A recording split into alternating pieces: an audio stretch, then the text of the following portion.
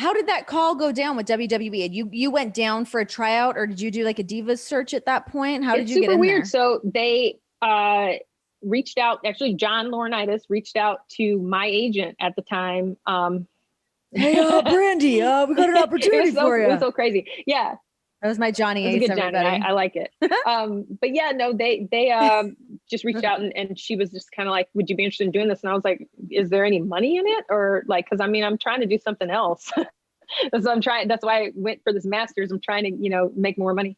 And she was like, yeah, it's great. And you should look into it. So I remember I watched SmackDown that night and there was a young Cody Rhodes on there with no knee pads and he was dashing. I remember seeing him on that and being like, huh, that guy looks good. Yeah. They called, I watched it and I said, okay, I'm interested. Cause I saw the women and they had, their cool stuff going on and there was nothing, weird or, I guess, sexist about it. Cause that was the Attitude Era-ish. Yes.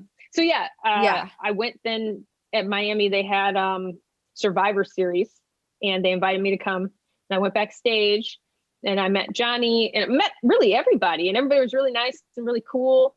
Cody didn't even look at me in the hallway. I was sad. Son of a bitch. Yeah, but I just sat in the crowd with a few other models that they were looking at and we were watching the show and it was just amazing. Like I didn't know there was all of this stuff with wrestling, the pyrotechnics, the crowd knowing all these chants, just the cool shit people were able to do in the ring and everything. And I was just like, wow, this is what I think I'm missing. I'd skated for 17 years. I had no performance element to my life anymore other than modeling, which is not really much of a performance. So yeah, I was like, yeah, I really want to do this. And I specifically remember trying to sabotage other girls too that I came with because they were like these other beautiful models. Yeah. So one girl, she said to me, she was from like Brazil. She was like, do you even make any money? I was like, oh no, I don't think you make any money doing this. And then I went right to the back to Johnny and I was like, sign me up. I want to do this now.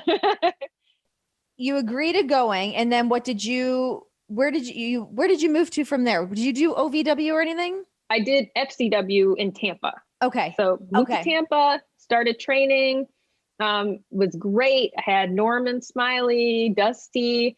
It was a really, really good group of coaches. Not a lot of girls were there at the time. It was Trinity and AJ, Oksana, Celeste. That might've been it. Sue Young. Yeah. So that was pretty much it. It was like a small group and they were super fun. Strong group, good group. Yeah. And I was learning with them. And then I got called up on the road because somebody did some kind of research and figured out that I was a broadcaster and they needed I guess they had just let go of a ring announcer and they needed a new female ring announcer. So I went up and announced and everybody was like, cool, come back next week. And then I just kept announcing. And then they told me I couldn't train. Yeah. And then they told me I had to stop training because they were like, you're going to get hurt training and we need you as an announcer. And it just dragged on for so many years. For years. That's how that happened. Wow. I had no idea that's like kind of how that went down. That's crazy. Yeah. Yeah. Huh. Yeah. I think people think that. Sorry, go ahead. Oh no, I'm good. You go. Oh my gosh. No, I was going to say, I think people think that I was always supposed to be an announcer and then like strong-armed myself into being a wrestler, but that's just backwards. I was supposed to be a wrestler and I just fought for getting back to that.